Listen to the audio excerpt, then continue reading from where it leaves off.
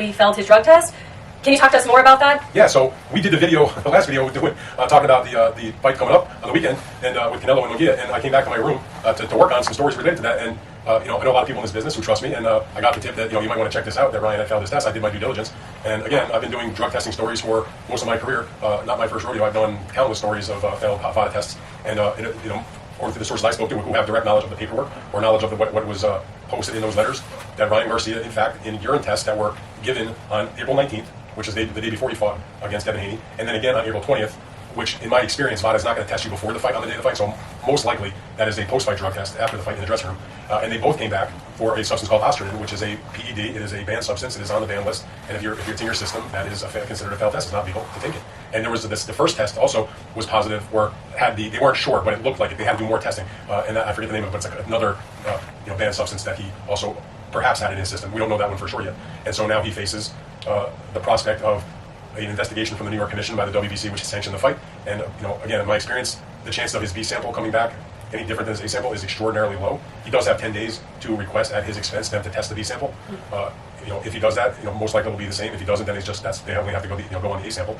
And again, my experience that what will end up happening is when it's shown that he does have this in his system, that the result of the fight will be changed from a victory for Ryan to a no contest. And so now you're in a situation where he will have had a fight result change. We'll take the loss off of Devin Haney's record. We'll take the victory off of Ryan Garcia's record. It'll go down as a no contest. And on top of that, he also remembered he had the other issue that people would look at some as cheating, which he came in 3.2 pounds overweight at the weigh-in. So he had an unfair advantage in terms of the weight for the fight. And now, apparently, if this is proven to be accurate, that he had an unfair advantage because he was on a performance-enhancing drug. So, it will taint what happened.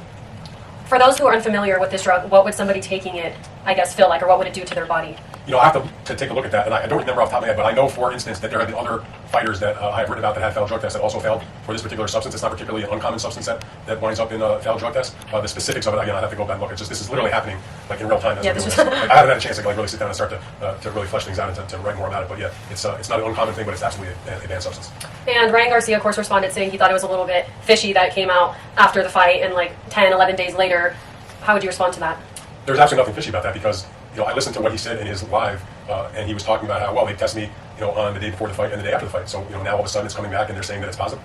Well, I mean, I'm not going to try to call anybody names, but I mean, they don't hand you a urine specimen cup and you pee in it and they look at it and say you're positive or you're negative. It takes time for it to go through the WADA lab to be tested, and they're not like the only testing that they're doing. So for it to have come back, if the fight was on April 20th and the samples were collected on the 19th and the 20th, and now all of a sudden it's here we are 10 days later, that's actually on the fast end of getting the results back, because sometimes it could take 2 weeks, it could take 3 weeks. It just depends on how busy they are and what other events are doing. So for them to get the results of these tests back in this short a time, there's literally nothing fishy about it. It's as fast as you see it.